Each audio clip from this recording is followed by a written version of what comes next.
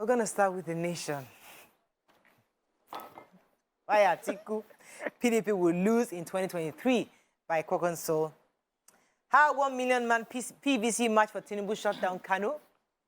IG, Kogi no longer safe for criminals. 11 family members die of food poisoning, actually. Cut spending to rein in inflation, IMF tells federal government. Ekiti Assembly gets new female speaker. World Bank advises federal government on fiscal adjustments. Saka scores brace in England win. Senegal lose to Holland. Okay, which story are we starting with?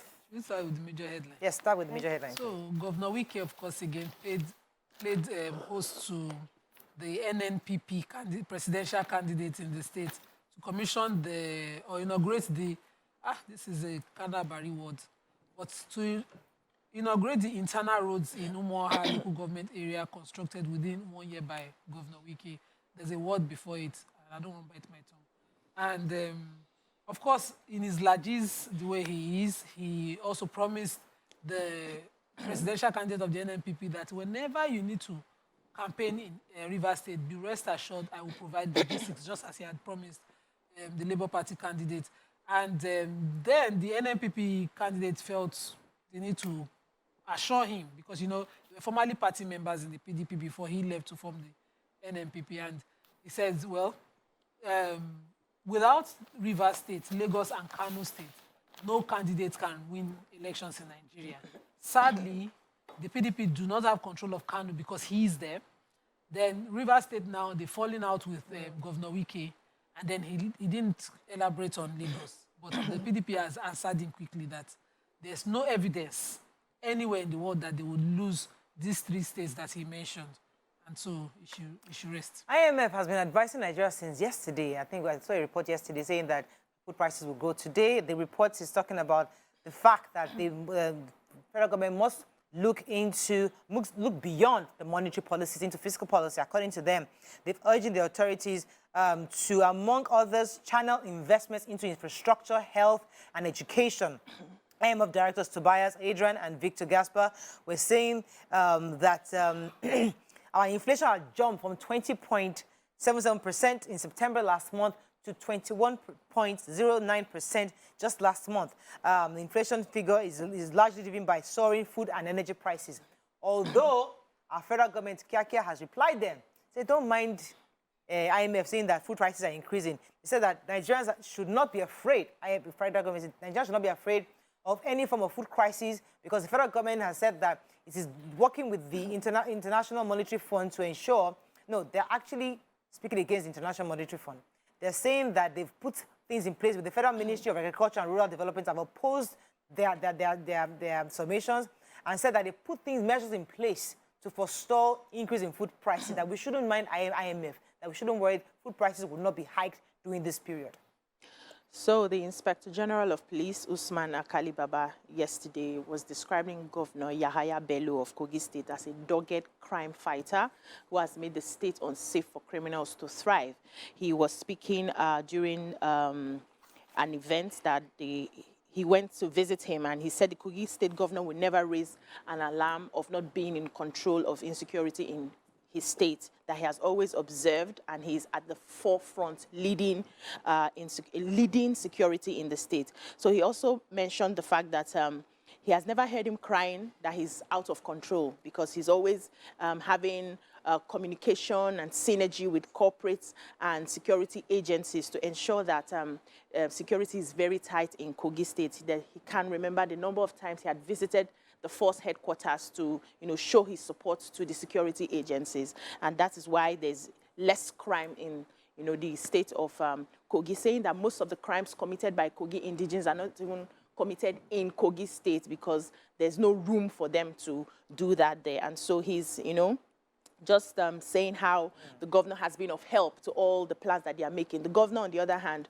responded by saying that he's been hearing from some quarters that some politicians would try and cause, sort of mayhem during this political season, but that they are ready in their state to secure their people. So the Ekiti State, in Ekiti State, there's a new speaker now. There is a new speaker in Ekiti State.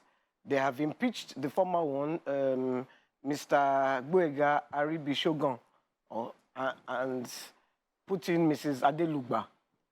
And apparently it was done, according to some sources, at 6 a.m. in the morning. They went there under heavy police protection and everything and impeached the speaker.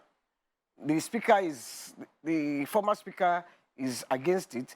According to him, they didn't only impeach him, they impeached 6 other ones, 6 other lawmakers. And he's saying it's illegal. Mrs. Adelugba is saying it is very illegal and that it's his fault. He did some things. We're not sure what he did. But according to sources, they are saying because he didn't do the bill, what do you call it? Yes, the bill. He didn't sign a bill? He didn't sign a bill, the supplementary budget for that's what the governor wants. Me, I don't know. It's what I read said in the the former papers. governor's hand was involved. They are blaming the former governor as well. That it's very, very dirty. What I read, The very Punch. dirty. National carrier FG, the domestic airlines legal battle kicks off on Thursday.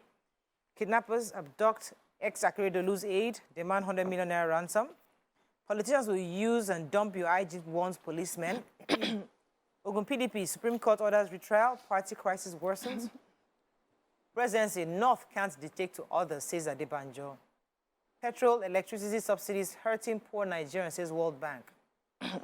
Hoodlums invade Atiku rally, supporters injured. Okay, who has the major headline? The major headline. So the federal government has assembled a legal team to challenge the suits filed by domestic airlines seeking to support the establishment of a proposed national carrier. That's Nigeria Air. We've been talking about it in recent weeks. And they said that the legal team of government and a 10-man group representing the domestic airlines will meet in the court on Thursday. Issues pertaining to the proposed airline. So I think one of the issues, let me first of all mention the legal team representing the domestic airlines. So Nurini Jimo, San, Professor A.B. Ahmad, Professor Y.B. Hassan, Emmanuel D.K. Habiba Nuhu, Ashraf Yusuf, Abubakar Nuhu, Zainab Mayaki, Okpeyemi Ajekiwe, and UF Abdulatif. And I think one of the reasons they are fighting this national carrier is the fact that they feel it's not being transparent in how Nigeria is, liaising with a foreign airline to carry out this national carrier. That's one. Secondly, they found out that the government has proposed a 15-year tax moratorium for this new carrier, saying that it will be undue advantage. They would make more money and the domestic airlines may not be able to match up in terms of competition, and that would affect the masses. So that's why they're taking the matter to court, saying that since they don't have an opportunity to go have a roundtable conversation, the courts will be able to judge the matter and see how fair or unfair it is. But we're thinking about how we can develop our domestic production, factories, manufacturing abilities and all that. So if there's undue advantage given to the national carrier and a foreign collaboration, it would affect how the customers will now receive or be able to pay for. So you want to go for better services, and then the domestic airlines will suffer and likely pack up, which is not going to work for Nigeria. Still reviewing Punch. Who has the story? I was going to take the story about the Inspector General of Police, Usman Baba, has asked his policemen to be apolitical before, during, and after elections. He said he issued a warning in Kogi to State Police Command Headquarters in Lokoja. He said, let me sound a note of warning to you all.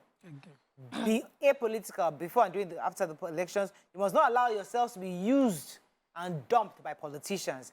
You have a duty and responsibility to uphold the Constitution and to protect the lives and property of citizens.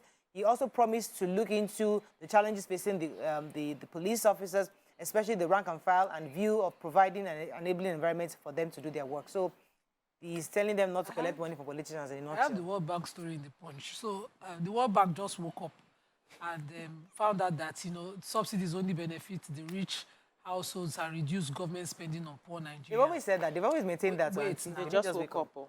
So they say in their reports called the Nigerian Public Finance Review Reports for this year, they found out that for years, a large share of Nigeria's resources have financed inefficient and regressive subsidies for petrol, electricity, and foreign exchange. Not all of these subsidies are accounted for in the budget, which makes them difficult to track. And they now advise Nigeria, the World Bank, Oga Patapata, said Nigeria's government urgently needs to strengthen fiscal management, create a unified, stable market-based exchange rate, phase out its costly, regressive fuel subsidy, and rationalize preferential trade restrictions and tax exemptions. This would lay the groundwork for the increase in public revenues and spending needed to improve development outcomes. Exactly what IMF just said. And they said that we are always coming to borrow to even pay off the subsidy. And the amounts that have so far spent for the year 2021 on subsidies is not even near equal to what we spent for health, education, and one other like that. The truth of the matter is that these are the same policy makers our government go to. And nobody thought that it was okay to finance the building of refineries across the country. But they financed the subsidy borrowing. Okay, that's the the kidnappers abducted the Akeredolu's former aide. You know, they went there through a boat and kidnapped him at 2 a.m. in the morning. Wow. And escaped through the boat. They're asking for 100 million. They called the wife at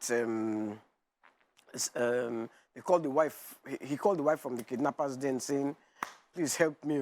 So the police say they are doing everything to get him back. Yeah. Wow. Really sad. Daily Sun quickly. 2023 U.S. reaffirms visa ban on the election riggers and endorse beavers.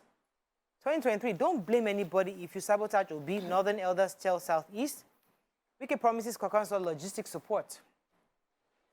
TMG raises concern about 2023 polls. APC plotted to compromise voters, says CUPP. Don't waste votes on party causing religious disharmony, Catholic bishop tells Nigerians.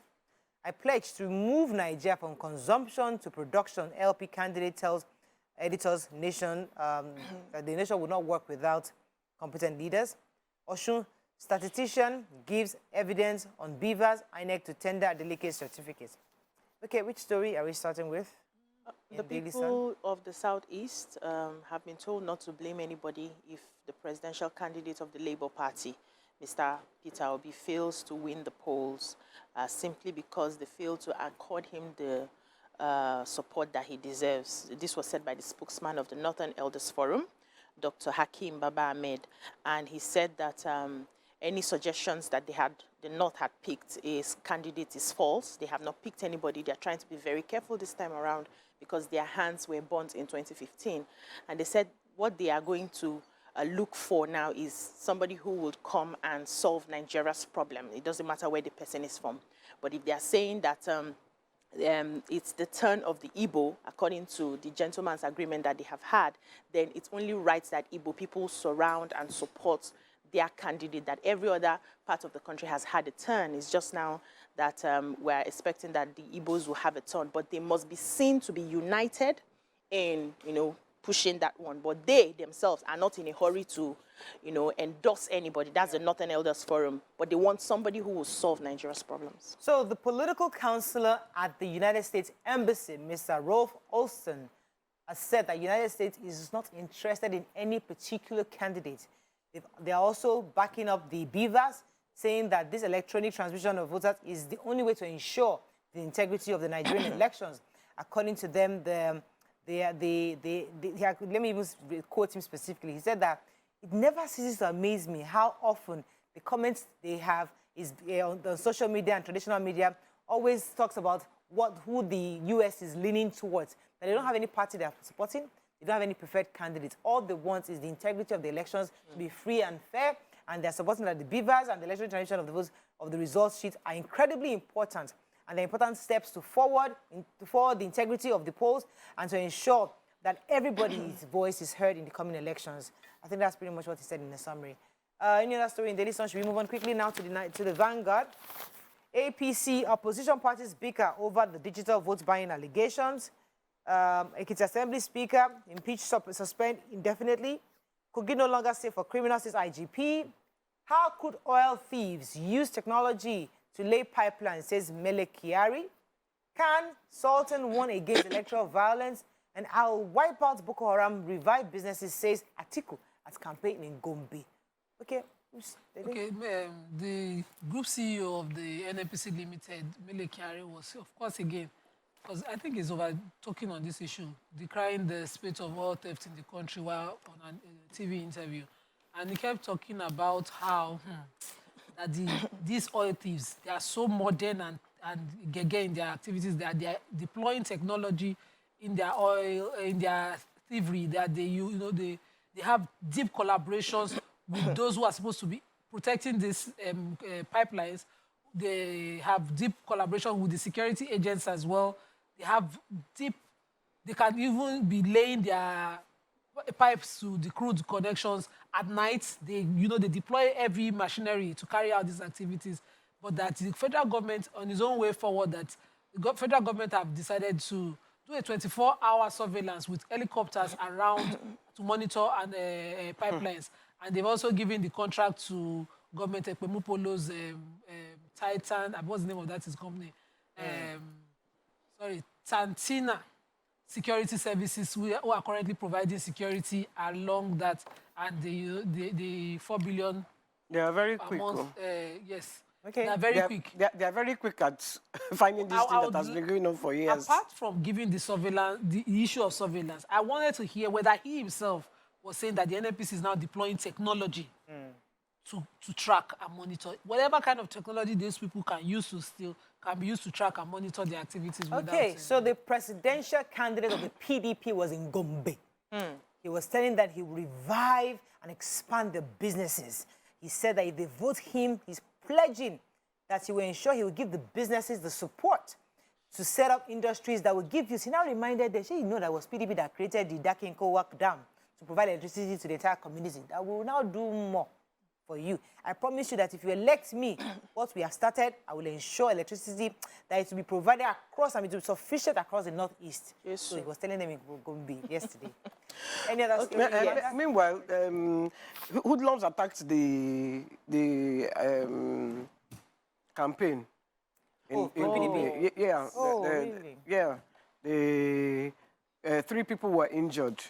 So, yeah. Oh, really sad indeed. The police were manning one gate, and they came through another gate. And, women were running to the police for protection. Everybody was running for protection. It was really not nice at all. Okay, let's have our final paper. Nigerian Tribune. Let's find a story we've not taken. UCH lost 661 doctors, pharmacists, nurses to brain drain between 2020 and now CMD, and now says CMD. Kogi no longer safe. We talked about that. EFCC secures final forfeiture of 775 million naira apartments linked to the ex-AGF Otunla Fadile. Another story. Ohanes Ndigbo, Afenifere, NEF, MBF call for renegotiation of Nigeria's unity. Nigeria needs to elect competent leaders to make progress in 2023, says Peter Obi. Just as he promised Obi, Wike promises also Kwakanso for logistic support. Okay, any other story? Any story? Yes, yeah. It's Father Christmas. Is promising logistic support. There was the Inclusive Security Dialogue held yesterday in Abuja, facilitated by the Global Peace Foundation in partnership with ADI International and Vision Africa.